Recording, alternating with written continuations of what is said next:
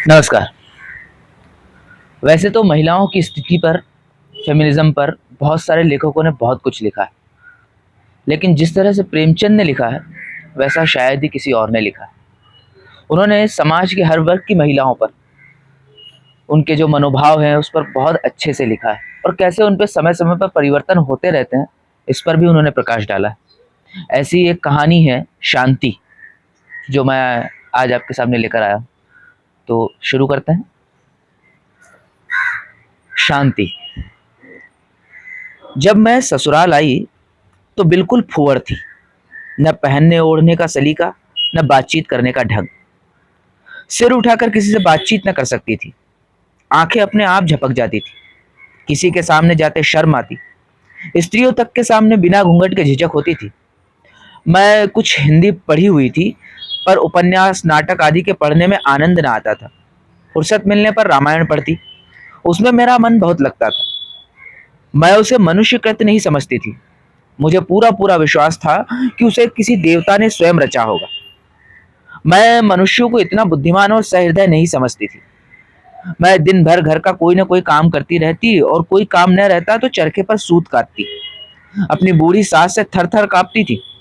एक दिन दाल में नमक अधिक हो गया। ससुर जी ने भोजन के समय सिर्फ इतना ही कहा, नमक जरा अंदाज से डाला करो। इतना सुनते ही हृदय कांपने लगा, मानो मुझे इससे अधिक कोई वेदना न पहुंचाई जा सकती थी।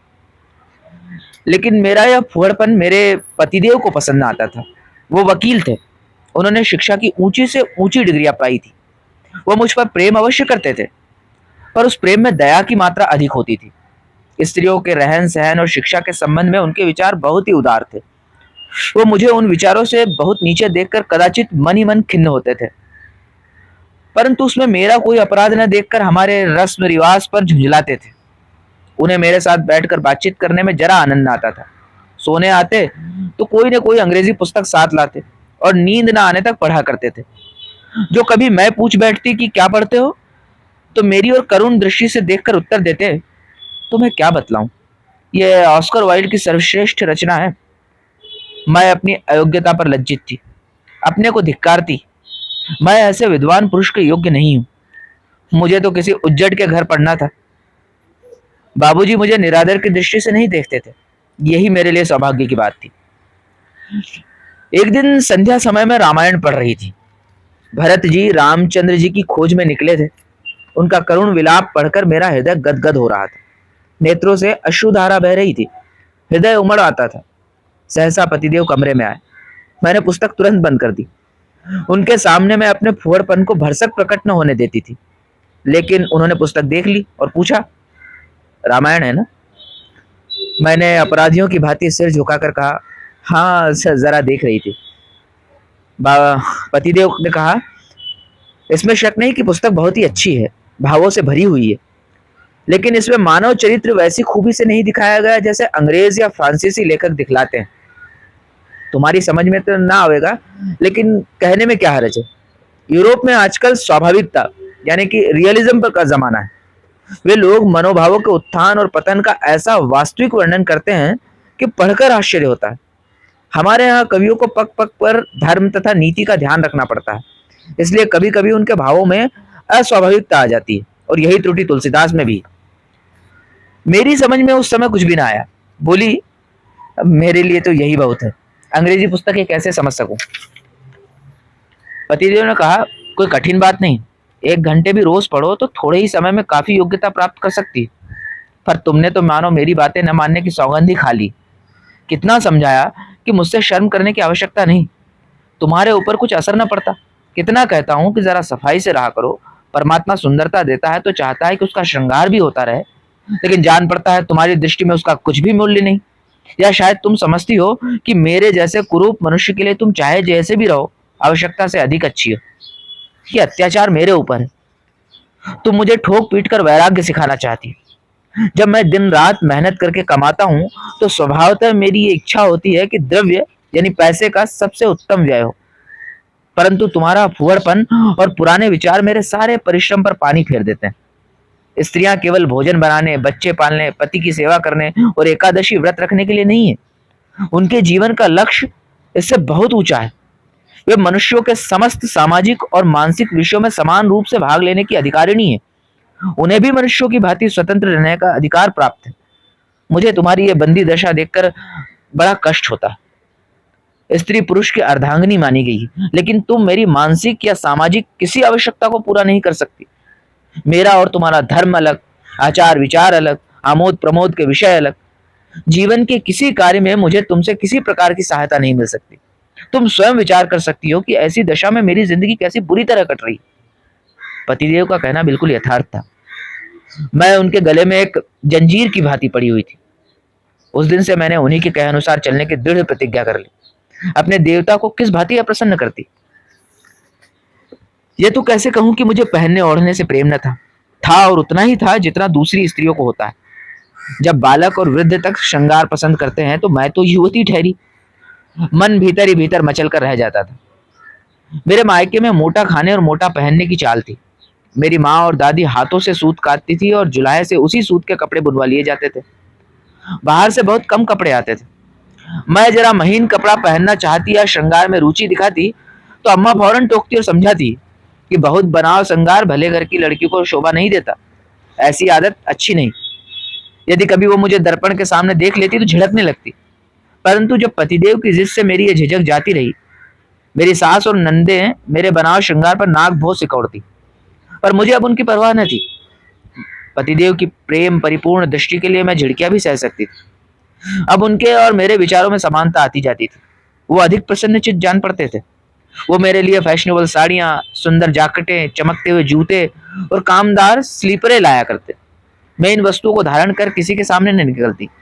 यह वस्त्र केवल पतिदेव के ही सामने पहनने के लिए रखे थे। मुझे इस प्रकार बनी ठनी देखकर उन्हें बड़ी प्रसन्नता होती थी। स्त्री अपने पति की प्रसन्नता के लिए क्या नहीं कर सकती। अब घर के कामकाज से मेरा अधिक समय बनाव श्रृंगार तथा पुस्तक अवलोकन में ही बीतने लगा। पुस्तकों से मुझे प्रेम होने लगा था। यद्यपि अभी तक मैं अपने सास ससुर का लिहाज करती थी, उनके सामने बूट और गाउन पहनकर निकलने का मुझे साहस न होता था, पर मुझे उनकी शिक्षापूर्ण बातें न भाती थी। मैं सोचती, जब मेरा पति सैकड़ों रुपए महीने कमाता है तो घर में चेरी बनकर क्यों रहूं। यूं अपनी इच्छा से चाहे जितना काम करूं, पर लोग मुझे आज्ञा देने वाले कौन होते हैं। मुझ में आत्माभिमान की मात्रा बढ़ने लगी। यदि अम्मा मुझे कोई काम कहती तो मैं अदबदा कर टाल जाती। एक दिन उन्होंने कहा, सवेरे के जलपान के लिए दाल मोठ बना लो। मैं बात अनसुनी कर गई। अम्मा ने कुछ देर तक मेरी राह देखी, पर जब मैं अपने कमरे से न निकली तो उन्हें गुस्सा हो गया। वो बड़ी चिड़चिड़ी प्रकृति की थी, तनिक सी बात पर तुनक जाती थी। हाँ, अपनी प्रतिष्ठा का इतना अभिमान था कि मुझे बिल्कुल लौंडी समझती थी। हाँ, अपनी पुत्रियों से सदैव नम्रता से पेश आती, बल्कि मैं तो ये कहूंगी कि उन्हें सिर पर चढ़ा रखा था। वो क्रोध में भरी हुई मेरे कमरे के द्वार पर आकर बोली, तुमसे मैंने दाल मोठ बनाने को कहा था, बनाया? मैंने कुछ रुष्ट होकर बोली, अभी फुर्सत नहीं मिली। तो अम्मा ने कहा, तो तुम्हारी जान में दिन भर पड़े रहना ही बड़ा काम है। ये आजकल तुम्हें हो क्या गया है? किस घमंड में हो? क्या सोचती हो कि मेरा पति कमाता है तो मैं काम क्यों करूं? इस घमंड में न घूमना। तुम्हारा पति लाख कमाए, लेकिन घर में राज मेरा ही रहेगा। आज वो 4 पैसे कमाने लगा है तो तुम्हें मालकिन बनने की हवस हो रही है, लेकिन उसे पालने पोसने तुम नहीं आई थी। मैंने ही उसे पढ़ा लिखा कर इस योग्य बनाया है। वाह, कल की छोकरी और अभी से ये मान। मैं रोने लगी। मुंह से एक बात न निकली। पतिदेव उस समय ऊपर कमरे में बैठे कुछ पढ़ रहे थे। ये बातें उन्होंने सुनी। उन्हें बड़ा कष्ट हुआ। रात को जब वो घर आए तो बोले, देखा तुमने आज अम्मा का क्रोध? यही अत्याचार है जिससे स्त्रियों को अपनी जिंदगी पहाड़ मालूम होने लगती। इन बातों से हृदय में कितनी वेदना होती है इसका जानना असंभव है। जीवन भार हो जाता है, हृदय जर्जर हो जाता है और मनुष्य की आत्मोन्नति उसी प्रकार रुक जाती है जैसे जल, प्रकाश और वायु के बिना पौधे सूख जाते हैं। हमारे घरों में बड़ा अंधेर है। अब मैं उनका पुत्र ही ठहरा, उनके सामने मुंह नहीं खोल सकूंगा। मेरे ऊपर उनका बहुत बड़ा अधिकार है। अतएव उनके विरुद्ध एक शब्द भी कहना मेरे लिए लज्जा की बात हो, और यही बंधन तुम्हारे लिए भी। यदि तुमने उनकी बातें चुपचाप न सुन ली होती तो मुझे बहुत ही दुख होता। कदाचित मैं विष खा लेता। ऐसी दशा में 2 ही बातें संभव है, या तो सदैव उनकी घुड़कियों और झिड़कियों को सहे जाओ, या अपने लिए कोई दूसरा रास्ता ढूंढो। अब इस बात की आशा करना कि अम्मा के स्वभाव में कोई परिवर्तन होगा, बिल्कुल भ्रम है। बोलो, तुम्हें क्या स्वीकार है? मैंने डरते डरते कहा, आपकी जो आज्ञा हो करूं। अब कभी न पढ़ी लिखूंगी। और जो वो कुछ कहेंगी वही करूंगी। यदि वो इसी में प्रसन्न है तो यही सही। हम मुझे पढ़ लिख कर क्या करना है? तो पतिदेव ने कहा, पर मैं नहीं चाहता ये। अम्मा ने आज आरंभ किया, अब रोज बड़ी हो जाएंगी। मैं तुम्हें कितनी सभ्य विचारशील बनाने की चेष्टा करूंगा, उतना ही उन्हें बुरा लगेगा और उनका गुस्सा तुम ही पर उतरेगा। तुम्हें पता नहीं जिस आब हवा में उन्होंने अपनी जिंदगी बिताई है वो अब नहीं रही। विचार स्वतंत्र और समानुकूलता उनकी दृष्टि से अधर्म कम नहीं है। मैंने ये उपाय सोचा है कि किसी दूसरे शहर में चलकर अपना अड्डा जमाऊं। मेरी वकालत भी यह नहीं चलती, इसलिए किसी बहाने की भी आवश्यकता न पड़ेगी। मैं इस तजवीज के विरुद्ध कुछ न बोली।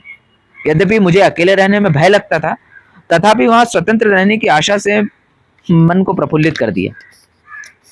उसी दिन से अम्मा ने मुझसे बोलना छोड़ दिया। महरियों, पड़ोसियों और नंदों के आगे मेरा परिहास किया करती। यह मुझे बहुत बुरा मालूम होता था। इससे पहले यदि वो कुछ बुरी भली बातें कह लेती तो मुझे स्वीकार था। मेरे हृदय में उनकी मान मर्यादा घटने लगी। किसी मनुष्य पर इस प्रकार कटाक्ष करना उसके हृदय से अपने आदर को मिटाने के समान है। मेरे ऊपर सबसे गुरुतर दोषारोपण यह था कि मैंने पतिदेव पर कोई मोहन मंत्र फूंक दिया है। वे मेरे इशारों पर चलते हैं, पर यथार्थ में बात उल्टी ही थी। भाद्र मास था, जन्माष्टमी का त्योहार था। घर में सब लोगों ने व्रत रखा, मैंने भी सदैव की भांति व्रत रखा। ठाकुर जी का जन्म रात के 12 बजे होने वाला था। हम सब बैठी गाती बजाती थी। बाबूजी इन असभ्य व्यवहारों के बिल्कुल विरुद्ध थे। वो होली के दिन रंग भी न खेलते, गाने बजाने की तो बात ही अलग। रात को 1 बजे जब मैं उनके कमरे में गई तो मुझे समझाने लगे, इस प्रकार शरीर को कष्ट देने से क्या लाभ? कृष्ण महापुरुष अवश्य थे और उनकी पूजा करना हमारा कर्तव्य है, पर गाने बजाने का क्या फायदा? इस ढोंग का नाम धर्म नहीं है। धर्म का संबंध सच्चाई और ईमान से है, दिखावे से नहीं। बाबूजी स्वयं इसी मार्ग का अनुसरण करते थे। वो भगवत गीता की अत्यंत प्रशंसा करते थे, पर उसका पाठ कभी न करते थे। उपनिषदों की प्रशंसा में उनके मुख से मानो पुष्प वृष्टि होने लगती थी, पर मैंने उन्हें कभी कोई उपनिषद पढ़ते नहीं देखा। वो हिंदू धर्म के गूढ़ तत्व ज्ञान पर लट्टू थे, पर उसे समानुकूल नहीं समझते थे। विशेषकर वेदांत को तो भारत की अवनति का मूल कारण समझते थे। वो कहा करते थे कि उसी वेदांत ने हमको चौपट कर दिया।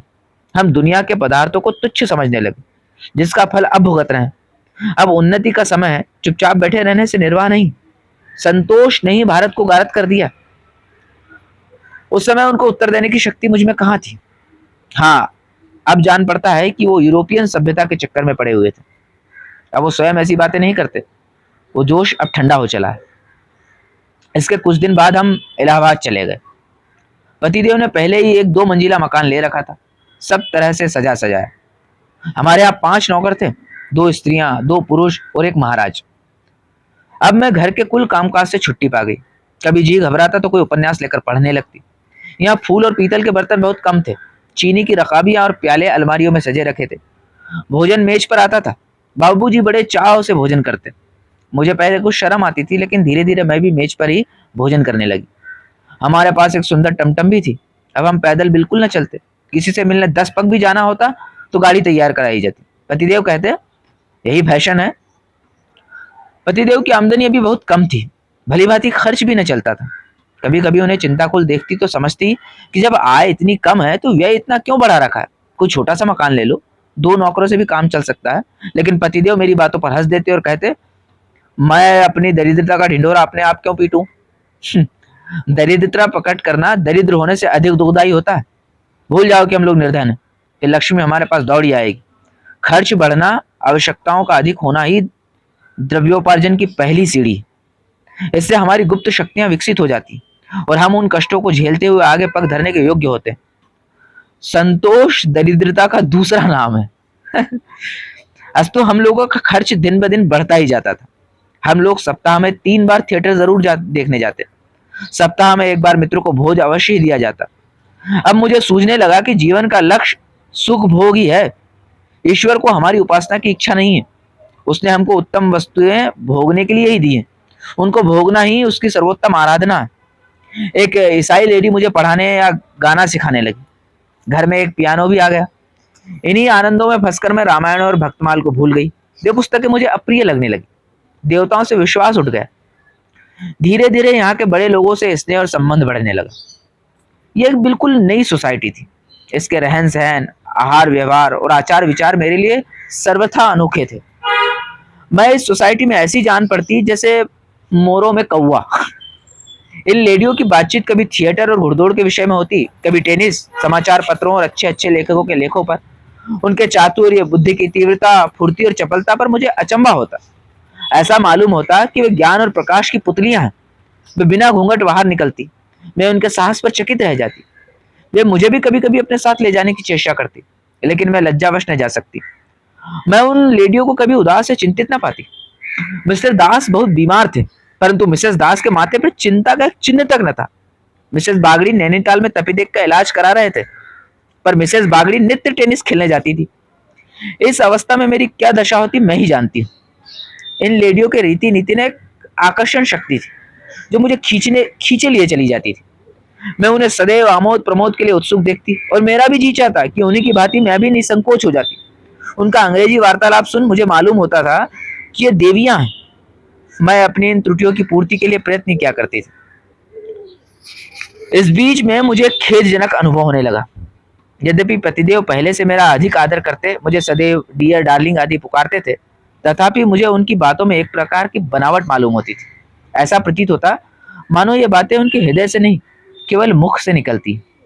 उनके स्नेह और प्यार में हार्दिक भावों की जगह अलंकार ज्यादा होता था। किंतु और भी अचंभे की बात यह है कि पतिदेव पर वो पहले की सी श्रद्धा न रही। अब उनकी सिर की पीड़ा से मेरे हृदय में पीड़ा न होती थी। मुझ में आत्मगौरव का आविर्भाव होने लगा था। अब मैं अपना अब मैं अपना बनाव श्रृंगार इसलिए करती थी कि संसार में ये भी मेरा कर्तव्य है, इसलिए नहीं कि मैं किसी एक पुरुष की व्रत धारिणी हूं। अब मुझे भी अपनी सुंदरता पर गर्व होने लगा था। मैं अब किसी दूसरे के लिए नहीं, अपने लिए जीती थी। त्याग तथा सेवा का भाव मेरे हृदय से लुप्त होने लगा था। मैं अब भी पर्दा करती थी, परंतु हृदय अपनी सुंदरता की सराहना सुनने के लिए व्याकुल रहता था। एक दिन मिस्टर दास तथा उनके अनेक सभ्यगण पतिदेव के साथ बैठे हुए थे। मेरे और उनके बीच में केवल एक पर्दे की आड़ थी। पतिदेव मेरी इस झिझक से बहुत ही लज्जित थे। इसे वो अपनी सभ्यता में काला धब्बा समझते थे। कदाचित ये दिखाना चाहते थे कि मेरी स्त्री इसलिए पर्दे में नहीं है कि वो रूप तथा आभूषणों में किसी से कम है, बल्कि इसलिए कि अभी उसे लज्जा आती है। वो मुझे किसी बहाने से बार बार पर्दे के निकट बुलाते, जिससे उनके मित्र मेरी सुंदरता और वस्त्राभूषण देख ले। अंत में कुछ दिन बाद मेरी झिझक गायब हो गई। इलाहाबाद आने के पूरे 2 वर्ष बाद मैं पतिदेव के साथ बिना पर्दे के सैर करने लगी। सैर के बाद टेनिस की नौबत आई। अंत में मैंने क्लब में जाकर दम लिया। पहले टेनिस और क्लब मुझे तमाशा सा मालूम होता था, मानो वे लोग व्यायाम के लिए नहीं बल्कि फैशन के लिए टेनिस खेलने आते थे। वे कभी न भूलते थे कि हम टेनिस खेल रहे हैं। उनके प्रत्येक काम में, झुकने में, दौड़ने में, उचकने में एक कृत्रिमता होती थी, जिससे यह प्रतीत होता था कि इस खेल का प्रयोजन कसरत नहीं, केवल दिखावा है। क्लब में इससे भी विचित्र अवस्था थी। वहां पूरा स्वांग था, भद्दा और बेजोड़। लोग अंग्रेजी के चुने हुए शब्दों का प्रयोग करते थे जिसमें कोई सार न होता। नकली हंसी हंसते थे जिसका कोई असर न होता था। स्त्रियों की फुहर निर्लज्जता और पुरुषों की वह भाव शून्य स्त्री पूजा मुझे न भाती थी। चारों ओर अंग्रेजी की चाल ढाल की हास्यजनक नकल थी, परंतु क्रमशः मैं भी वो रंग पकड़ने और उन्हीं का अनुकरण करने लगी। अब मुझे अनुभव हुआ कि इस प्रदर्शन लोलुपता में कितनी शक्ति है। मैं अब नित्य नए श्रृंगार करती, नित्य नया रूप भरती, केवल इसलिए कि क्लब में सबकी आंखों में चुभ जाऊं। अब मुझे पतिदेव के सेवा सत्कार से अधिक अपने बनाव श्रृंगार की धुन रहती थी। यहाँ तक कि यह शौक एक नशा सा बन गया। इतना ही नहीं, लोगों से अपने सौंदर्य की प्रशंसा सुनकर मुझे एक अभिमान मिश्रित आनंद होने लगा। मेरी लज्जाशीलता की सीमाएं विस्तृत हो गई। वो दृष्टिपात जो कभी मेरे शरीर की प्रत्येक रोए को खड़ा कर देता, और वो हाथ से कटाक्ष जो कभी मुझे विष खा लेने को प्रस्तुत कर देता, उसमें अब मुझे एक उन्मादपूर्ण हर्ष होता था। परंतु जब कभी मैं अपनी अवस्था पर आंतरिक दृष्टि डालती तो मुझे बड़ी घबराहट होती थी। ये नाव किस घाट लगेगी। कभी कभी इरादा करती कि क्लब न जाऊंगी, परंतु समय आते ही फिर तैयार हो जाती। मैं अपने वश में न थी। सत्कल्पनाएं निर्बल हो गई थी। 2 वर्ष और बीत गए। अब बाबूजी के स्वभाव में एक विचित्र परिवर्तन होने लगा। वे उदास और चिंतित रहने लगे। मुझसे बहुत कम बोलते। ऐसा जान पड़ता कि इन्हें कठिन चिंता ने घेर रखा या कोई बीमारी हो गई। मुंह बिल्कुल सूखा रहता था। तनिक तनिक सी बात पर नौकरों से झल्लाने लगते और बाहर बहुत कम जाते। अभी 1 ही मास पहले वो 100 काम छोड़कर क्लब अवश्य जाते थे। वहां गए बिना उन्हें कल न पड़ती थी। अब अधिकतर अपने कमरे में आराम कुर्सी पर लेटे हुए समाचार पत्र और पुस्तकें देखा करते थे। मेरी समझ में न आता कि बात क्या है। एक दिन बड़े जोर का बुखार आया, दिन भर बेहोश रहे, परंतु मुझे उनके पास बैठने में अनकुछ सा लगता था। मेरा जी एक उपन्यास में लगा हुआ था। उनके पास जाती और पल भर में फिर लौट आती। टेनिस का समय आया तो दुविधा में पड़ गई कि जाऊं या न जाऊं। देर तक मन में संग्राम होता रहा। अंत को मैंने यही निर्णय लिया कि मेरे यहाँ रहने से कुछ अच्छा तो हो नहीं जाएगा। इससे मेरा यहाँ बैठा रहना बिल्कुल निरर्थक है। मैंने बढ़िया वस्त्र पहने और रैकेट लेकर क्लब घर जा पहुंची। वहां मैंने मिसेस दास और मिसेस बागची को पतिदेव की दशा बतलाई और सजल नेत्र चुपचाप बैठी रही। जब सब लोग कोर्ट में जाने लगे और मिस्टर दास ने मुझसे चलने को कहा तो मैं ठंडी हवा भरकर कोर्ट में जा पहुंची और खेलने लगी। आज से 3 वर्ष पूर्व पतिदेव को इसी प्रकार बुखार आ गया था। मैं रात भर उन्हें पंखा जलती रहती थी। हृदय व्याकुल था और यही चाहता था कि इसके बदले मुझे बुखार आ जाए, परंतु ये उठ बैठे। पर अब हृदय तो स्नेह शून्य हो गया था, दिखावा अधिक था। अकेले रोने की मुझ में क्षमता न रही थी। मैं सदैव की भांति रात को 9 बजे लौटी। पतिदेव जी कुछ अच्छा जान पड़ा। उन्होंने मुझे केवल दबी दृष्टि से देखा और करवट बदल ली, परंतु मैं लेटी तो मेरा हृदय अपनी स्वार्थपरता और प्रमोद शक्ति पर धिक्कारता रहा। मैं अब अंग्रेजी उपन्यास को समझने लगी थी। हमारी बातचीत अधिक उत्कृष्ट और आलोचनात्मक होती थी। हमारी सभ्यता का आदर्श अब बहुत ही उच्च हो गया था। हमको अब अपनी मित्र मंडली से बाहर दूसरों से मिलने जुलने में संकोच होता था। अब हम अपने से छोटी श्रेणी के लोगों से बोलने में अपना अपमान समझते थे। नौकरों को अपना नौकर समझते थे और बस, इससे ज्यादा कुछ नहीं। हमको उनके निजी मामलों से कुछ मतलब न था। हम उनसे अलग रहकर उनके ऊपर अपना रौब जमाना चाहते थे। हमारी इच्छा यह थी कि वो हम लोगों को साहब समझे। हिंदुस्तानी स्त्री को देखकर मुझे उनसे घृणा होती थी। उनमें शिष्टता न थी। खैर, बाबूजी का जी दूसरे दिन भी न संभला। मैं क्लब न गई, परंतु जब लगातार 3 दिन तक उन्हें बुखार आता रहा और मिसेस दास ने बार बार एक नर्स बुलाने का आदेश दिया तो मैं सहमत हो गई। उस दिन से रोगी को सेवा शुश्रूषा से छुट्टी पाकर बड़ा हर्ष हुआ। यद्यपि 2 दिन में क्लब न गई थी, परंतु मेरा जी वहीं लगा रहता था, बल्कि अपने भीरतापूर्ण त्याग पर क्रोध भी आता था। एक दिन तीसरे पहर में कुर्सी पर लेटी हुई अंग्रेजी पुस्तक पढ़ रही थी। अचानक मन में यह विचार बैठा कि पतिदेव का बुखार असाध्य हो जाए तो, पर इस विचार से लेश मात्र भी दुख न हुआ। मैं इस शोक में कल्पना का मन ही मन आनंद उठाने लगी। Mrs Das, Mrs Naidu, Mrs Srivastava, Miss Khare, Mrs Sharan अवश्य मातमपुरसी करने आवेंगी। उन्हें देखते ही मैं सजल नेत्र हो उठूंगी और कहूंगी, बहनों में लुट गई, हाय में लुट गई। अब मेरा जीवन अंधेरी रात के भयावह वन या शमशान के दीपक के समान। परंतु मेरी अवस्था पर दुख प्रकट न करो। मुझ पर जो पड़ेगी उसे मैं उस महान आत्मा के मोक्ष के विचार से सह लूंगी। मैं इस प्रकार मन में एक शोकपूर्ण व्याख्यान की रचना कर डाली। यहाँ तक कि अपने उस वस्त्र के विषय में भी निश्चय कर लिया जो मृतक के साथ शमशान जाते समय पहनूंगी। इस घटना की शहर भर में चर्चा हो जाएगी। सारे कैंटोनमेंट के लोग मुझे संवेदना के पत्र भेजेंगे। तब मैं उनका उत्तर समाचार पत्रों में प्रकाशित करा दूंगी कि मैं प्रत्येक शोक पत्र का उत्तर देने में असमर्थ हूँ। हृदय के टुकड़े टुकड़े हो गए हैं। उसे रोने के सिवा और किसी काम के लिए समय नहीं। मैं इस हमदर्दी के लिए उन लोगों की कृतज्ञ हूँ और उनसे विनय पूर्वक निवेदन करती हूँ कि वे मृतक की आत्मा की सदगति के निमित्त ईश्वर से प्रार्थना करें। मैं इन्हीं विचारों में डूबी हुई थी कि नर्स ने आकर कहा, आपको साहब याद करते हैं।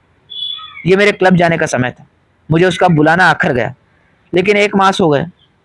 वो अत्यंत दुर्बल हो गए थे। उन्होंने मेरी और विनयपूर्ण दृष्टि से देखा। उसमें आंसू भरे हुए थे।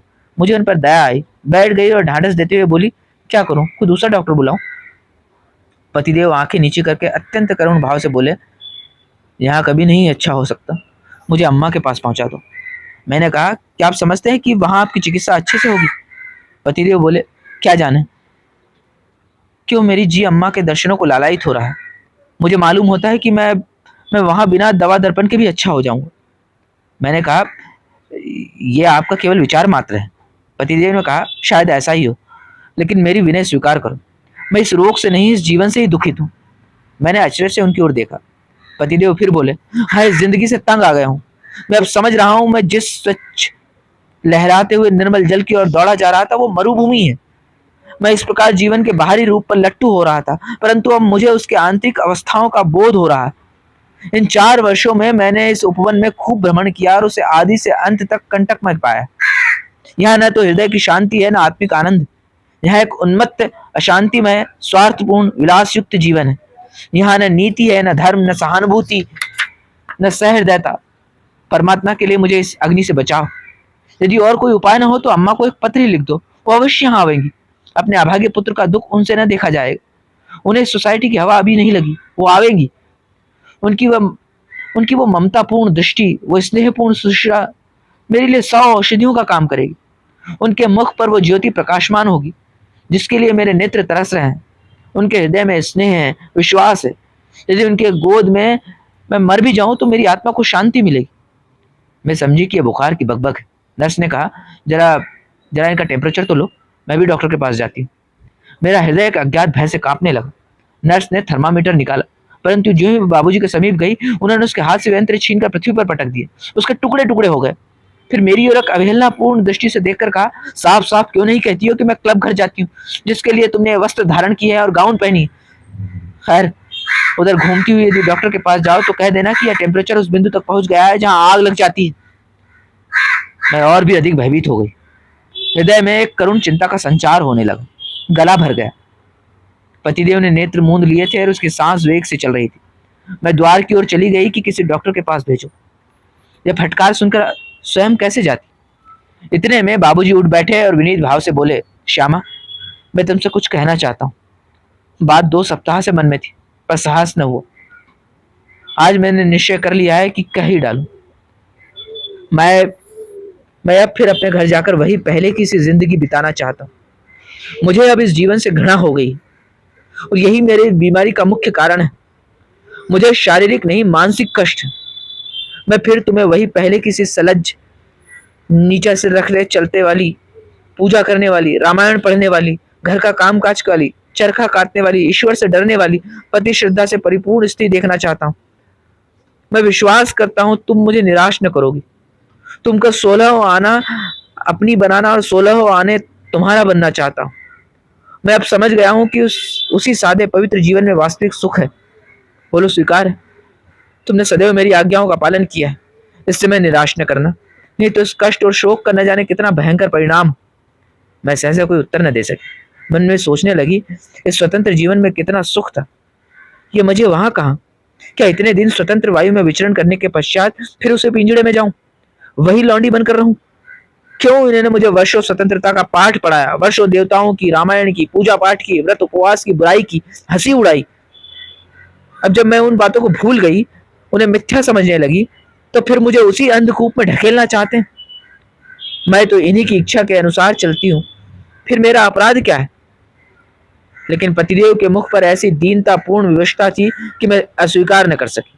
बोली, आखिर आपको यहाँ कष्ट क्या है? मैं उनके विचारों की तह तक पहुंचना चाहती थी। पतिदेव फिर उठ बैठे और मेरी और कठोर दृष्टि से देखकर बोले, बहुत ही अच्छा होता कि तुम इस प्रश्न को मुझसे पूछने के बदले अपने हृदय से पूछ लेती। क्या अब मैं तुम्हारे लिए वही हूं जो आज से 3 वर्ष पहले था?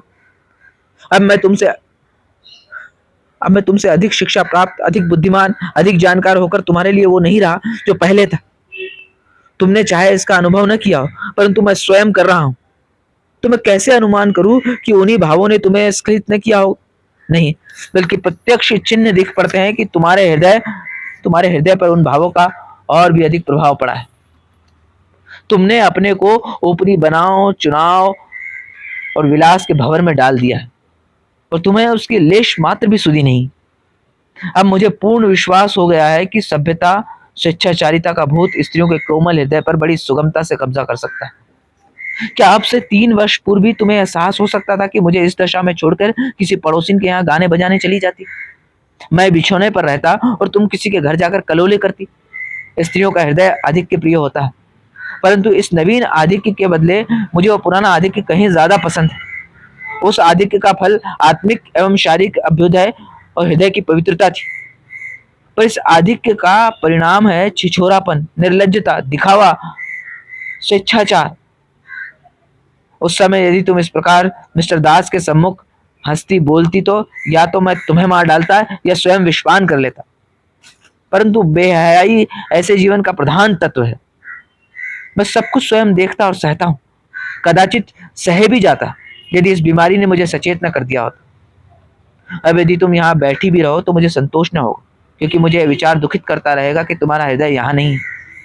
मैंने अपने को इस इंद्रजाल से निकालने का निश्चय कर लिया, जहाँ धन का काम धन का काम नाम है, इंद्रिय लिप्सा का सभ्यता और भ्रष्टता का विचार स्वातंत्र। बोलो मेरा प्रस्ताव स्वीकार है? मेरे हृदय पर वज्रपात सा हो गया। पतिदेव का अभिप्राय पूर्णतः हृदयंगम हो गया। अभी हृदय में कुछ पुरानी लज्जा बाकी थी। यह यंत्रणा असह्य हो गई, लज्जित हो उठी। अंतरात्मा ने कहा, अवश्य अवश्य मैं अब वन नहीं रही जो पहले थी। उस समय मैं इनको अपना इष्टदेव मानती थी, इनकी आज्ञा शिरोधार्य थी, पर अब वो मेरी दृष्टि में एक साधारण मनुष्य। मिस्टर दास का चित्र मेरी नेत्रों के सामने खिंच गया। कल मेरे हृदय पर इस दुरात्मा की बातों का कैसा नशा छा गया था। ये सोचते ही मेरे नेत्र लज्जा से झुक गए। पतिदेव की पारंपरिक अवस्था उनके मुखड़े से ही प्रकाशमान हो रही थी। स्वार्थ और विलास लिप्सा के विचार मेरे हृदय से दूर हो गए। उनके बदले से शब्द ज्वलंत अक्षरों के लिए लिखे हुए नजर आए। तूने फैशन और वस्त्राभूषणों के अवश्य उन्नति की। तुझमें अपने स्वार्थों का ज्ञान हो गया है। तुझमें जीवन के सुख भोगने की योग्यता अधिक हो गई है। अब तू अधिक गर्विणी, दृढ़ हृदय और शिक्षा संपन्न हो गई है। लेकिन तेरे आत्मिक बल का विनाश हो गया, क्योंकि तू अपने कर्तव्य को भूल गई। मैं दोनों हाथ जोड़कर बाबूजी के चरणों पर गिर पड़ी। कंठ रुंध हो गया, एक शब्द भी मुंह से नहीं निकला। अश्रुधारा बह चली। अब मैं फिर अपने घर पर आ गई हूँ। अम्मा जी से अब मेरा अधिक सम्मान करती। बाबूजी संतुष्ट दिख पड़ते हैं। पतिदेव अधिक प्रेम करते हैं। वो अब स्वयं प्रतिदिन संध्या वंदन करते हैं। मिसेस दास के पत्र कभी कभी आते हैं। वो इलाहाबाद सोसाइटी के नवीन समाचारों से भरे होते हैं। मिस्टर दास और मिस भाटिया के संबंध में कलुषित बातें उड़ रही। मैं इन पत्रों का उत्तर तो देती हूँ, परंतु चाहती हूँ कि वो अब ना आते तो अच्छा होता। वो मुझे उन दिनों की याद दिलाते हैं जिन्हें मैं भूल जाना चाहती हूँ। कल पतिदेव ने बहुत सी पुरानी पोथियां अग्निदेव को अर्पण की। उसमें ऑस्कर वाइल्ड की कई पुस्तकें थी। वो अब अंग्रेजी पुस्तकें बहुत कम पढ़ते हैं। उन्हें कार्लाइल, रस्किन और एमरसन के सिवा और कोई पुस्तक पढ़ते मैंने नहीं देखती। मुझे तो अपनी रामायण और महाभारत में फिर वही आनंद प्राप्त होने लगा। चरखा पहले से अधिक चलाती हूँ, क्योंकि इस बीच चरखे ने खूब प्रचार पा लिया।